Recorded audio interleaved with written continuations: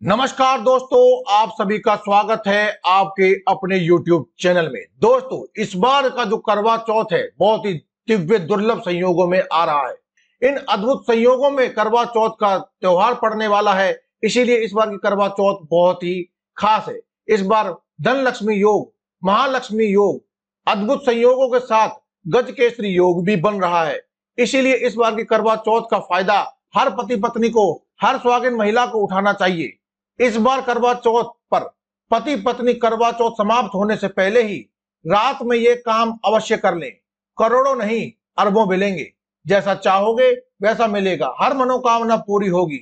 जो पति पत्नी इस बार के करवा चौथ पर यह काम करने से चूक जाते हैं, या यूं कहिए कि हर साल पड़ने वाली करवा चौथ पर जो पति पत्नी ये कार्य नहीं करते हैं, उनकी जिंदगी बर्बाद हो जाती है, खत्म हो जाती है, नष्ट हो जाती है, यहाँ तक कि पति की मृत्यु तक भी हो सकती है। इसीलिए पति पत्नी को रात में एक साथ यह काम अवश्य करना चाहिए करवा चौथ वाले दिन। आपसे अनुरोध है कि आप इस पूरी वीडियो को अंत तक अवश्य देखें ताकि आपको संपूर्ण जानकारी मिल सके।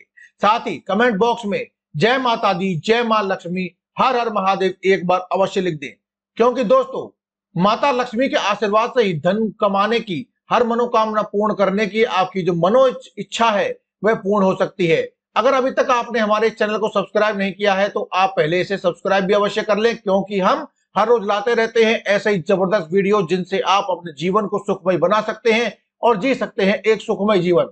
तो दोस्तों चलिए अब जानते हैं कि क्या है वह विशेष कार्य जो हर पति पत्नी को करवा चौथ की रात अवश्य ही करना चाहिए, जिसे करने से धन लक्ष्मी योग, महालक्ष्मी योग आपके लिए सक्रिय होता है और आपकी हर मनोकामना जो मनोइच्छा है वह पूरी हो जाती है। दोस्तों, करवा चौथ का व्रत जो भी महिला सच्चे दिल से रखती है, उनकी शादीशुदा जिंदगी हमेशा ही अच्छी रहती है।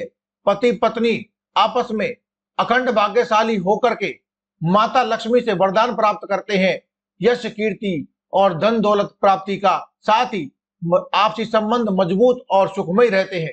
भगवान श्री कृष्ण कहते हैं कि जो स्त्री व्रत पूर्ण होने के बाद, चंद्रमा को अर्घ देने के बाद पति के हाथों से भोजन ग्रहण कर लेती है तो यह भोजन अमृत तुल्य हो जाता है। श्री कृष्ण कहते हैं जो पति पत्नी को स्वयं अपने हाथों से भोजन खिलाता है तो ऐसा भोजन अमृत के समान माना जाता है और घर में खुशियां आती हैं। ऐसा भोजन मात्र भोजन नहीं रह जाता है, यह स्वयं गंगा मैया का प्रसाद बन जाता है। इसीलिए आपने देखा होगा कि जब भी व्रत पूर्ण होता है सबसे पहले पति के हाथों से जल पिया जाता है।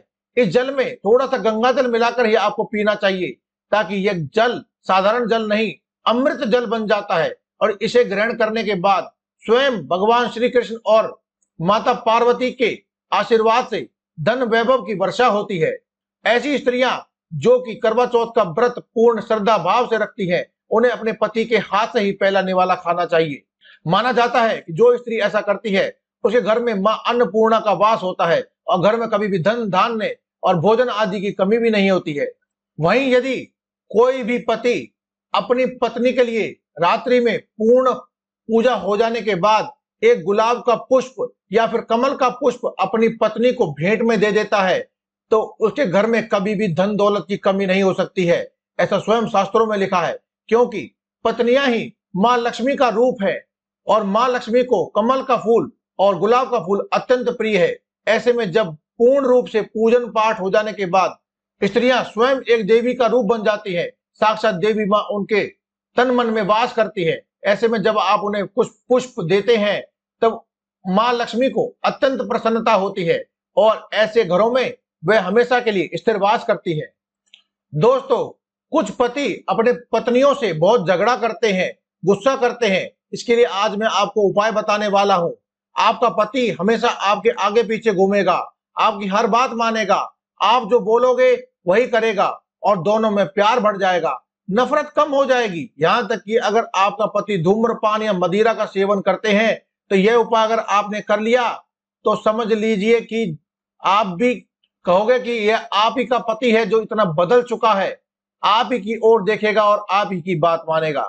इसके लिए जब आप चौकी सजाकर माता करवा की या मां पार्वती की जब आप पूजा कर रहे होंगे तब आपको वहां पर एक सिंदूर की डब्बी रख देनी है और सिंदूर की डब्बी में पूजन करते वक्त ही थोड़ा सा गोरोचन आपको मिला देना है। दोस्तों किसी भी पूजा की दुकान पर आपको बड़ी आसानी से गोरोचन मिल जाएगा। गोरोचन ना हो तब ऐसे में आप मस्तक पर टीका लगाने वाली रोली इसको लेकर के माता पार्वती के या फिर शिवलिंग पर थोड़ा सा टच करवा दीजिए, यानी कि स्पर्श करवा दीजिए। यह भी संभव ना हो तो जो करवा का आपने मां पार्वती का जो आपने चित्र लगाया है, करवा माता का जो चित्र लगाया है, मूर्ति या फिर जो भी आपने रखा है, उनके चरणों में थोड़ा सा लगा करके आप उसमें से थोड़ा सा उसी सिंदूर में उस रोली को डाल दीजिए और पूरा पूजन कर लीजिए। पूरा पूजन हो जाने के बाद आपको इसका टीका अपने पति के मस्तक पर लगा देना है। मात्र इतना सा छोटा उपाय कर लीजिए, आपका जीवन ही बदल जाएगा। तो दोस्तों आज की इस वीडियो में केवल इतना ही। कल फिर आपसे मुलाकात होगी एक और नई वीडियो के साथ। तब तक के लिए दे में इजाजत। धन्यवाद। कमेंट बॉक्स में लिखना ना भूलें। जय माता दी, जय मां लक्ष्मी, हर हर महादेव।